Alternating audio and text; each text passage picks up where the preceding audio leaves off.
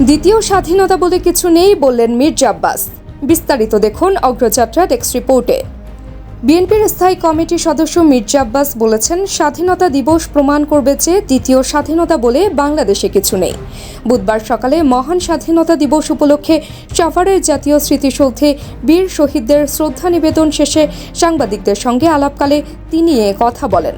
মির্জা আব্বাস বলেন, দ্বিতীয় স্বাধীনতা যারা বলে তারা আজকের এই স্বাধীনতা দিবসকে খাটো করতে চায়, অর্থাৎ ৭১-এর স্বাধীনতায় তাদের কোনো ভূমিকা ছিল না। আমি বলবো তারা যেন একটু নিবৃত থাকে এবং এই স্বাধীনতা দিবসকে সম্মান জানায়।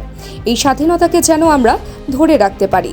সব দলের ঐক্যের বিষয়ে তিনি বলেন, অনৈক্যের কিছু নাই, একটা স্বার্থের জায়গা আছে। প্রত্যেকটা দলের একটা এথিক্যাল জায়গা আছে, যার যার একটা মতাদর্শ আছে, যার যার মতাদর্শ থেকে সে কথা বলে যাচ্ছে।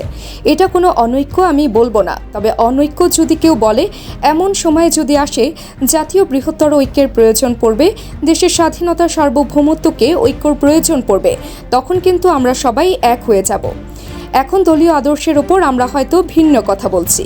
নির্বাচন নিয়ে মির্জা আব্বাস বলেন, দেশের প্রধান উপদেষ্টা বলেছেন ডিসেম্বরে নির্বাচন হবে। আমরা সেখানেই বিশ্বাস রাখতে চাই, আমাদের বিশ্বাসের পরিবর্তন করতে চাই না।